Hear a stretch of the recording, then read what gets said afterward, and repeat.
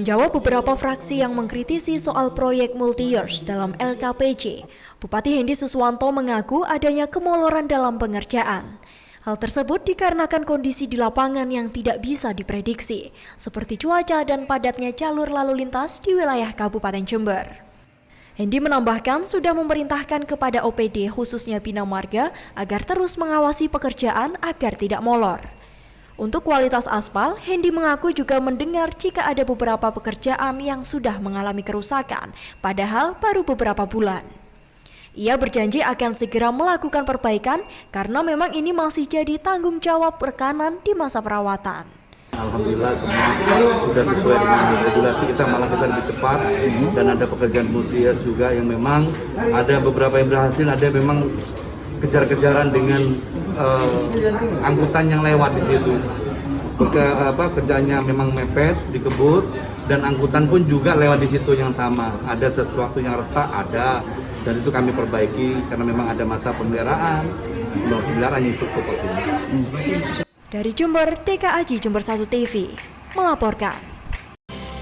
Kedelapan pejabat tinggi Pratama yang dilantik tersebut, yakni Muhammad Zamroni sebagai asisten pemerintahan, Hadi Sasmito sebagai kepala Bapenda, Widodo Julianto sebagai asisten administrasi pada sekretaris daerah, Ahmad Helmi sebagai Kadinsos, Sugiarto sebagai kepala DLH, Sutioso sebagai sekretaris DPRD, Indra Tri sebagai Kadis Perikanan, dan Sartini sebagai kepala Dinas Koperasi. Pelantikan para pejabat tinggi ini diharapkan bisa membantu mensukseskan program Bupati Jember dalam pembangunan dan kesejahteraan masyarakat. Tak hanya itu, pejabat yang baru dilantik juga diharapkan bisa cepat beradaptasi dan melakukan akselerasi kinerja yang baik melalui inovasi program untuk melayani masyarakat. Saya bersyukur saat ini kita sudah yang kosong ya, yang kosong ada 8 jabatan ini yang bisa terisi, yang masih ada lagi yang masih kosong lagi.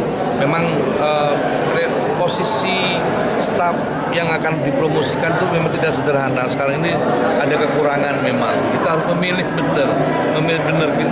Kalau memang semua dimasukkan ya masuk semua. Tapi kan tidak seperti itu. Dari kita sekarang ada 8 yang sudah kami bisa evaluasi dan insya Allah mereka akan bekerja lebih bagus lagi dan tidak ada lagi PLT yang sudah masuk definitif semua. Ada dinas sosial, ada di peternakan, asisten 1, asisten 3, terus Sekwan dari Sekwan, juga dari LH itu semua sudah terisi.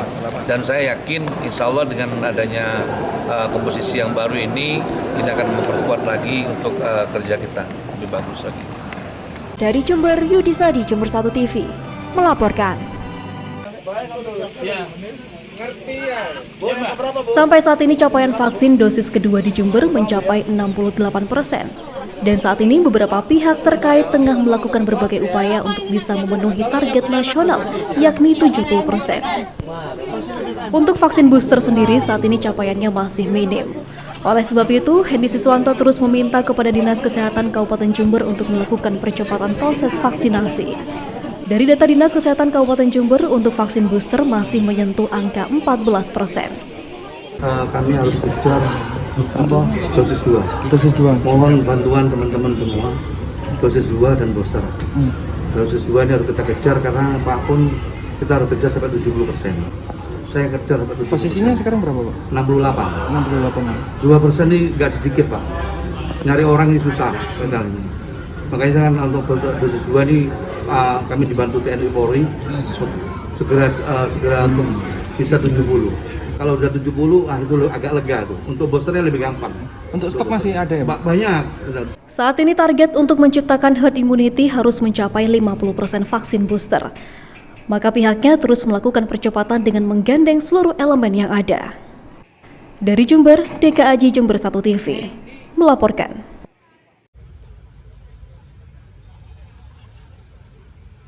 Setelah melakukan pelepasan mahasiswa KKN kolaboratif perguruan tinggi di alun-alun Jember, Bupati Jember Hendy Suswanto berharap para mahasiswa KKN ini bisa fokus untuk mencatat soal kemiskinan di pelosok desa. Karena dengan adanya KKN sebanyak 2.500 mahasiswa ini, Pemkab akan terbantu soal data-data kemiskinan yang mungkin selama ini tidak terdata. Persoalan kemiskinan di Jember memang masih menjadi pekerjaan rumah yang harus diselesaikan. Dengan adanya KKN mahasiswa ini nantinya bisa memberikan data pasti bagi Pemkab. Artinya, tidak ada yang ditutupi soal data kemiskinan, bahkan tidak ada pihak satupun yang boleh intervensi mahasiswa. Hendy menegaskan dengan pendataan tersebut tidak terjadi lagi adanya bantuan yang salah sasaran. Karena selama ini masih ada kasus keluarga mampu justru masuk dalam daftar penerima bantuan, sedangkan warga yang benar-benar kurang mampu tidak mendapatkan bantuan.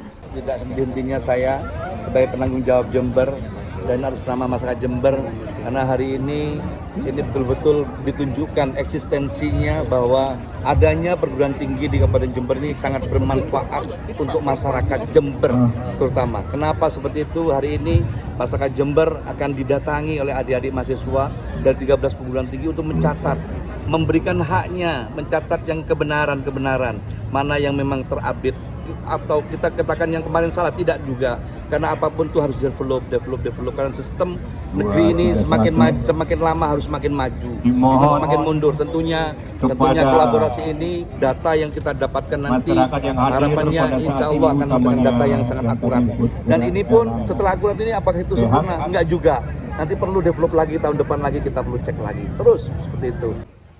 Dari Jember, DKAJ Jember 1 TV melaporkan.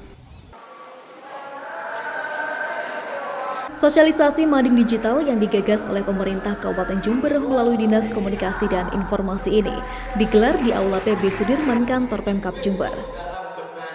Kegiatan ini diikuti oleh 200 peserta dari seluruh sekolah SMA di Kabupaten Jember dengan beranggotakan 4 orang siswa dan 1 orang guru pendamping untuk setiap perwakilan sekolah. Mading sekolah dengan media konvensional kini dianggap sudah tidak relevan dan ketinggalan zaman. Untuk itu, Dinas Komunikasi dan Informasi Kabupaten Jember berencana akan membuatkan mading digital untuk semua sekolah menengah atas di Kabupaten Jember. Selain untuk meningkatkan kreativitas siswa, mading digital ini juga sebagai sarana informasi sekolah, seperti tampilan potensi sekolah maupun ajang informasi prestasi sekolah untuk memotivasi para siswa. Dengan media digital, informasi penyampaian akan semakin cepat dan disebarkan dengan lebih luas. Adanya mading digital ini juga dapat menunjang kreativitas siswa dalam menulis dan membuat siswa lebih dewasa dalam bermain media sosial, utamanya dalam menyikapi berita hoax. Awalnya kan ini mading itu majalah dinding ya. Kita buat majalah dinding, kalau dulu kan ya kita gambar di kertas, pakai styrofoam ditempel-tempel. Nanti kalau ada anak yang usil sedikit, gambarnya diturunkan ke bawah, punya dia taruh di atas, gitu ya, dimiring-miringin gambar-gambar. Tapi kalau sekarang dengan, dan itu kan terbatas di sekolahan mereka masing-masing. Tapi dengan Go Digital ini tentunya mading itu yang mereka bikin, yang selama ini buat itu bisa dibaca semua orang. Tentunya mereka lebih kreatif dan harapannya mereka lebih kreatif, dan saya juga berharap dengan adanya mading Go Digital ini mereka bisa mempopulerkan sekolahnya dia masing-masing. Minimal setiap hari dia bisa menginformasikan kepada masyarakat apa yang mereka lakukan selama proses belajar mengajar di sekolahnya. Mading Go Digital ini nantinya akan dioperasikan oleh operator sekolah yang telah terseleksi. Dengan ini diharapkan dapat semakin meningkatkan kreativitas sekolah. Buatkan mading digital melalui medsos maupun dengan di webnya, nanti kita akan tata ulang dengan teman-teman RTIK, dengan narasumber dari Polres, sehingga apa yang ada di sana tunjukkan, beritahukan kepada masyarakat, baik itu prestasinya, prestasi sekolah, prestasi yang lainnya, maupun info-info sekolah lebih mudah diakses dan diketahui. Mungkin saat ini kita terbatas untuk mengetahui seperti SMK Puger, itu seperti apa sih SMK Puger? Mungkin hanya sekilas saja gitu ya. Tapi ketika ada mading ini kan update mereka. Dengan terobosan mading digital ini, informasi terkait sekolah juga dapat diakses oleh orang tua maupun masyarakat luas dengan lebih mudah. Dari Jember, Yudisa di Jember 1 TV melaporkan. Panitia Festival Jember Kota Cerutu Indonesia atau JKCI 2022 bersama Pemkab Jember menggelar jumpa pers di ruang Pancakarana, lantai 1 Pendopo Wahya Wibawagraha. JKCI tahun ini dijanjikan lebih semarak dengan hadirnya perwakilan duta besar dari 10 negara. Berbagai rangkaian acara nantinya akan ditampilkan, salah satunya yang unik yakni fashion show yang diklaim menjadi yang pertama di dunia. serta acara festival lain yang akan dilangsungkan selama 3 hari berturut-turut. Panitia penyelenggara menargetkan multiplier effect yang lebih besar pada festival JKCI tahun ini dibandingkan sebelumnya. Dengan menggandeng Pemkab Jember dan sejumlah pihak lainnya, Festival JKCI diharapkan semakin memantapkan posisi Jember sebagai produsen cerutu terkemuka di mata internasional. Tahun keempat ini adalah dengan tema Jember Kota Tembakau. Kita mengembangkan potensi tembakaunya dengan multiplier efeknya. Jadi termasuk kesenian tembakaunya juga kita kedepankan. Ada kunjungan lahan dan ada hal yang spektakuler terjadi nanti insya Allah besok, yaitu fashion show di lahan untuk pertama kalinya di dunia. Dari tahun kemarin kan transaksinya nilainya yang tadi disebutkan itu, nah itu kebanyakan bentuk raw tembakonya atau sudah bentuk cerutu? Bentuk cerutu, karena dengan bentuk cerutu, dengan tembakau itu kita sudah banyak tenaga kerja di lapangan. Kalau dengan cerutu lebih banyak lagi tenaga kerja yang involved dalam suatu kegiatan bisnis. Jadi hulu sampai hilir ada di Jember, dan Jember terkenal adalah kota cerutu. Bupati Jember Hendy Siswanto mengapresiasi adanya festival cerutu bertaraf internasional di Kabupaten Jember. Hendy juga mempertimbangkan keterlibatan UMKM untuk berperan lebih dalam kelangsungan industri cerutu di bumi Pendalungan. Luar biasa, ini terus terang aja ide dari teman-teman jurnalis untuk cerutu menjadi satu produksi kelas menengah high class ya. Kenapa kok nggak cerutu dari UMKM, dari orang dari bawah ya, ini bisa memproduksi yang sama. Saya kira ini satu ide yang luar biasa. Saya tidak terpikir terus terang, dan ini menjadi luar biasa. Maka tentunya pemikiran dari teman-teman jurnalis ini perlu kita apresiasi, dan ide ini akan saya kembangkan. Dan saya akan ajak teman-teman para petani-petani tembakau dan para pabrikan untuk bisa petani sendiri bisa membuat cerutu juga, dan disupport oleh teman-teman pabrik-pabrik yang sudah besar, yang sudah eksis dari MDR, dari Binsigar atau yang lain untuk bisa mengambil cerutu dari UMKM dari para petani-petani yang memproduksi cerutu yang di level bawah. Gelaran Festival Jember Kota Cerutu Indonesia 2022 sendiri merupakan yang keempat sepanjang sejarah dan rencananya akan dibuka pada Jumat malam di Aula Lantai 2 Pendopo Wahya Wibawa Graha. Dari Jember, Yudisa di Jember 1 TV melaporkan.